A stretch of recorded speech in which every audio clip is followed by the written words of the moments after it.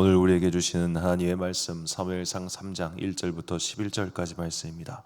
사무엘상 3장 1절부터 11절까지 말씀. 이제 봉독하겠습니다. 하나님의 말씀 경청하십시오. 이 사무엘이 엘리 앞에서 여호와를 섬길 때에는 여호와의 말씀이 희귀하여 이상이 흔히 보이지 않았더라.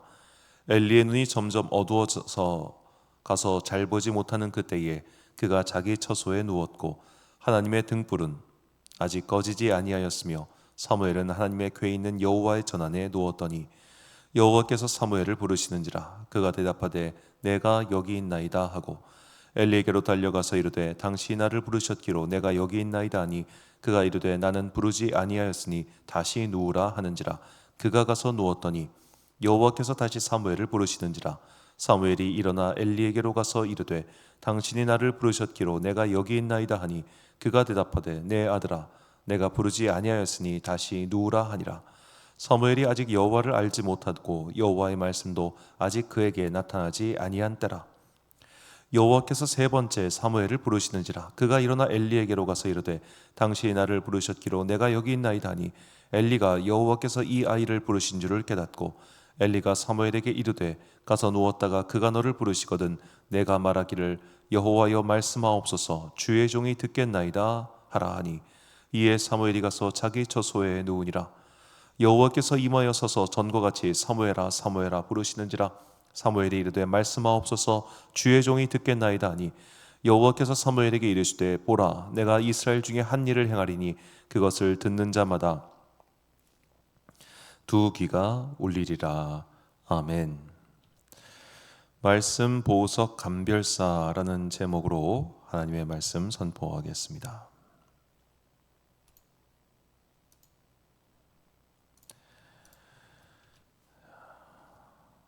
세상에는 참 많은 명품 브랜드들이 있습니다. 그 명품 브랜드들을 저 같은 알지 못하는 사람은 봐도 이게 무슨 브랜드인지 혹은 또 얼마짜리인지 그런 걸 전혀 알 수가 없습니다. 아는 사람에게만 보이는 것이 그런 명품의 세계인 것 같습니다. 물론 제가 워낙 모르기 때문에 그런 걸 수도 있고요. 보석도 마찬가지입니다. 세상에는 금과 다이아몬드 같은 대중적으로 널리 알려진 그런 비싼 보석도 있지만 또 봐도 잘 모르는 그런 다양한 보석들도 있지요. 자, 분명히 그것은 값진 것이나 그것을 볼 수 있는 눈이 없다면 그것의 값짐의 가치를 어찌 알 수 있겠습니까? 과거의 사람들도 볼 때는 누군가는 그것을 돌멩이처럼 여겼을 수도 있습니다. 혹은 누군가는 그것을 쓰레기처럼 버렸을 수도 있습니다. 우리가 가끔씩 해외 토픽에 보면 고대의 무슨 로마 시대의 주화를 버렸다가 발견했는데 이게 수억 원짜리다. 그런 식의 기사들을 많이 나오지 않습니까? 예를 들어 운석이 떨어졌을 때 그 운석의 그 돌들이 있지 않습니까?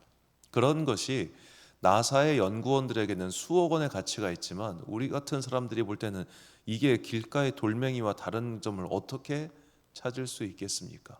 모른다는 겁니다. 바꿔 말하면 아는 만큼 더욱 보이게 됩니다. 우리가 하나님의 말씀의 가치를 알면 그 가치가 보입니다.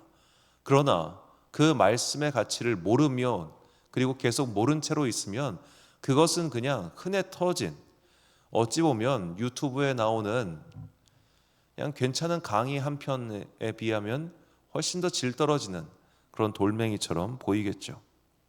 보석이 보석인 줄 모르는 사람에게는 보석은 전혀 가치가 없는 법입니다. 자, 오늘 본문은 유명한 본문이죠. 사무엘이 어렸을 때 하나님의 부르심을 받는 장면입니다. 그런데 오늘 본문에서 이 단어가 참 독특합니다. 본문 1절 말씀.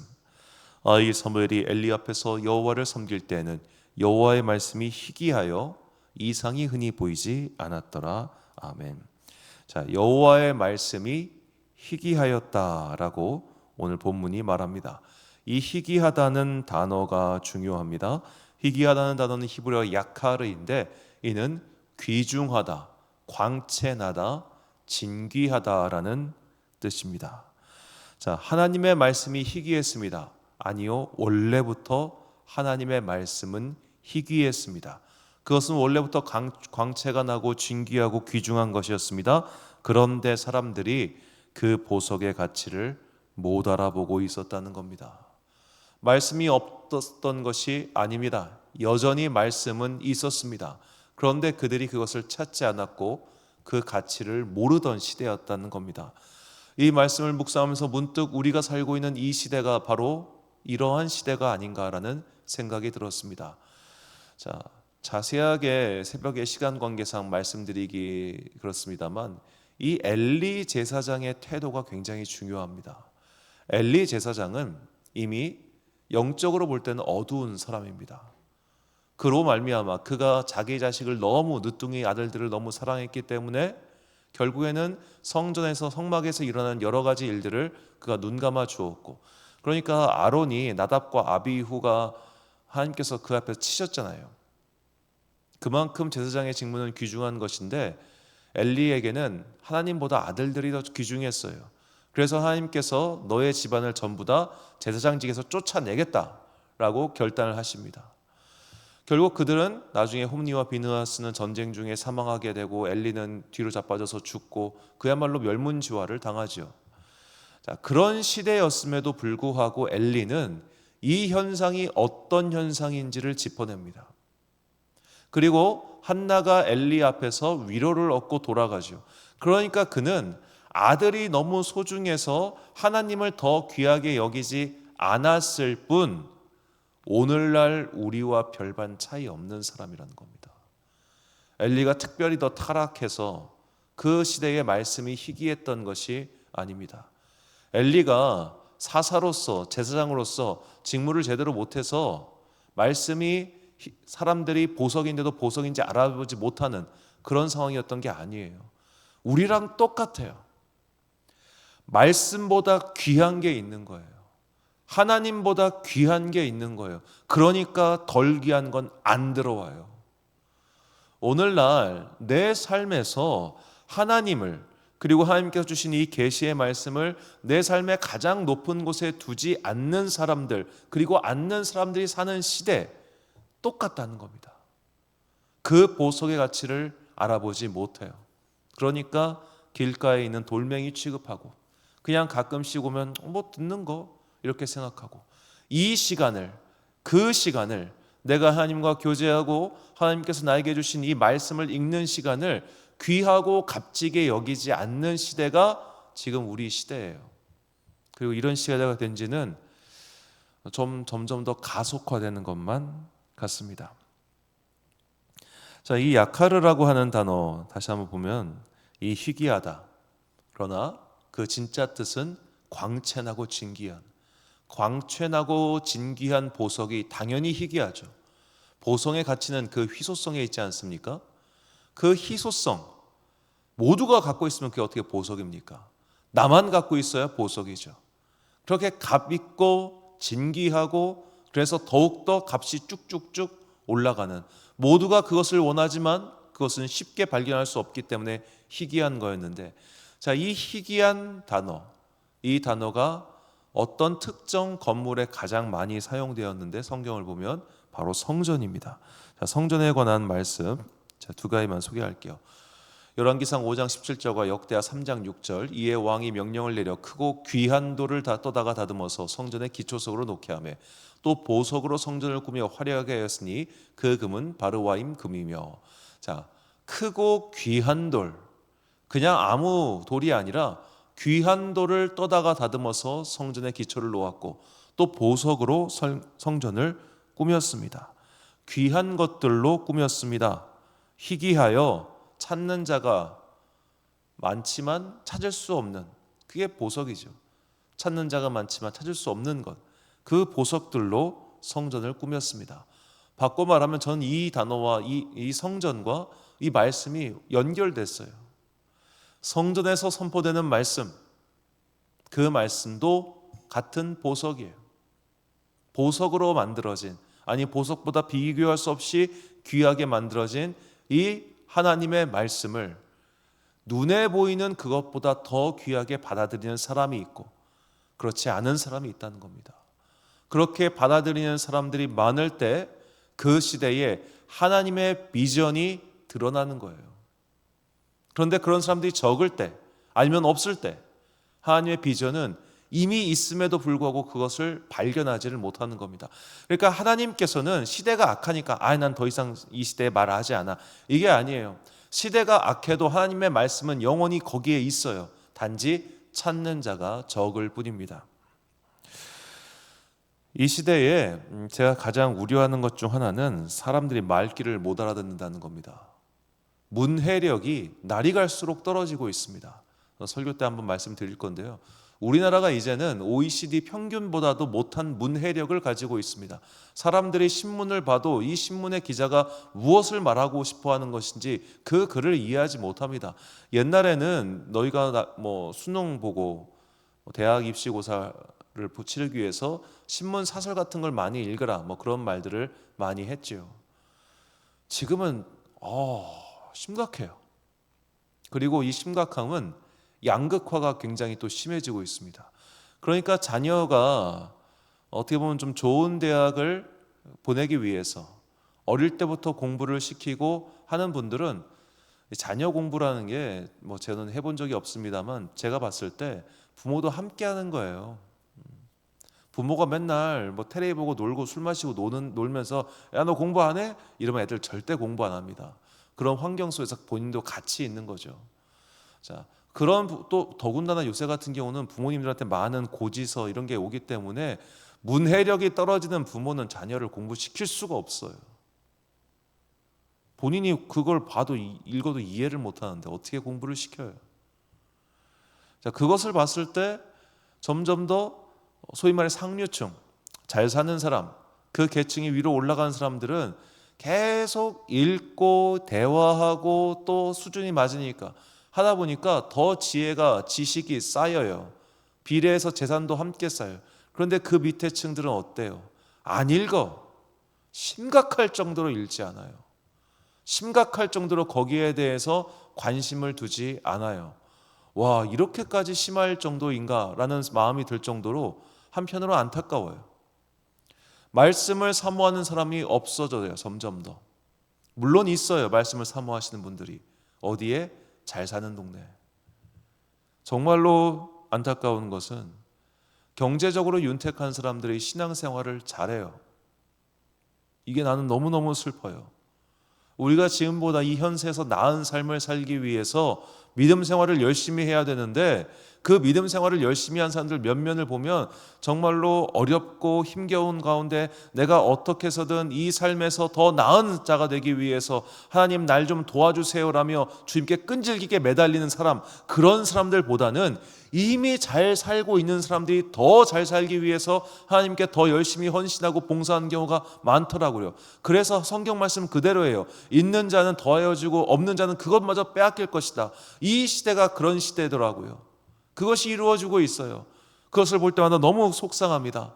말씀을 사모하는 사람들이 오히려 사회적으로 저층에 더 많아야 되는데, 말씀의 보석을 발견할 수 있는 사람들이, 이 보석은 이 세상의 보석과는 다르잖아요. 이 세상의 보석은 어찌 보면 이미 관리를 받고 있고, 전 세계에 있는 금의 한 90%가 미국이 갖고 있다던가요? 금이 왜 희소하냐면 금은 더 이상 지구가 만들어낼 수 없는 광물이기 때문입니다. 금의 양은 이제 없습니다. 더 이상 총량이 늘어나지 않습니다. 자, 총량이 늘어나지 않는 이 금이 통제되고 있고 하다 보니까 그 금값은 계속해서 오르고 하는 것이죠. 그런데 하나님의 말씀은 찾고자 하면 누구나 찾을 수 있습니다. 찾고자 하면 누구나 찾을 수 있고 발견하고자 하면 누구나 발견할 수 있습니다. 그런데 그걸 안 해요. 마치 노뱀이 저기 서 있는데 그것을 끝까지 거부했던 그 어리석은 이스라엘 민족처럼 그 말씀의 가치를 깨닫고 그 말씀을 바라보며 열심히 읽고 내 삶을 그 말씀의 좌표에 고정시키면 인생이 변화할 터인데 안 해. 끝까지 안 해. 그러니까 인생이 변하지 않고 내 삶이 그 계층이 변하지 않고 계속 거기 머물러 있는 것이죠. 이런 것이 참 속상하고 안타까웠습니다. 자, 그래서 잠언 기자와 시편 기자는 우리에게 이렇게 말을 합니다. 잠언 3장 15절과 시편 139편 17절 말씀. 지혜는 진주보다 귀하니 내가 사모하는 모든 것으로도 이에 비교할 수 없도다. 하나님이여 주의 생각이 내게 어찌 그리 보배로우신지요 그 수가 어찌 그리 많은지요. 아멘. 자, 진주보다 귀한 것, 그리고 보석과도 같은 하나님의 말씀, 그 마음들, 이걸 누가 발견할 수 있겠습니까? 간절히 사모하는 자가 그것을 찾게 되는 법입니다. 간절히 사모하는 자에게 하나님께서는 이미 말씀의 보석들을 마련해 두셨습니다. 아니, 모두를 위해서 그 말씀의 보석들을 온 세상에 퍼뜨려 놓으셨습니다. 찾고자 하는 자는 반드시 찾을 수 있고 만나고자 하는 자는 반드시 만날 수 있습니다.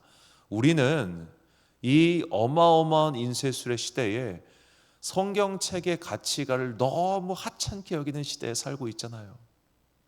집집마다 있는 성경 얼마나 감사합니까? 그런데 그것의 가치를 누가 얼마나 알아보겠습니까? 여러분, 나이가 들면 성경도 못 읽습니다. 눈이 침침해져서요. 그 전에 열심히 읽어야 되지 않겠습니까? 나이가 들면 어쩔 수 없이 내 이해력의 속도가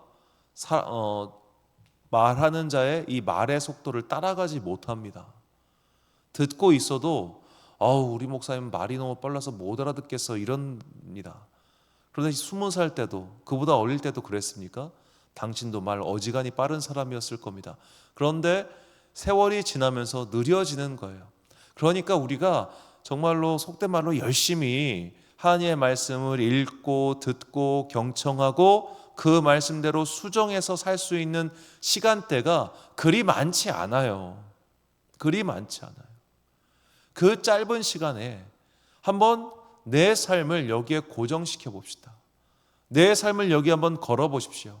지금과 다른 인생을 살고 싶다면, 지금과 다른 나의 삶을 만들어가 보고 싶다면 나의 인생 설계서인 이 성경을 펴고 읽으십시오. 돌레레게 펴서 읽으라. 그렇게 펴서 읽으면 분명히 그 말씀 속에 나에게 주시는 하나님의 뜻을 발견하게 될 것입니다. 그것이 내 인생의 보석함입니다.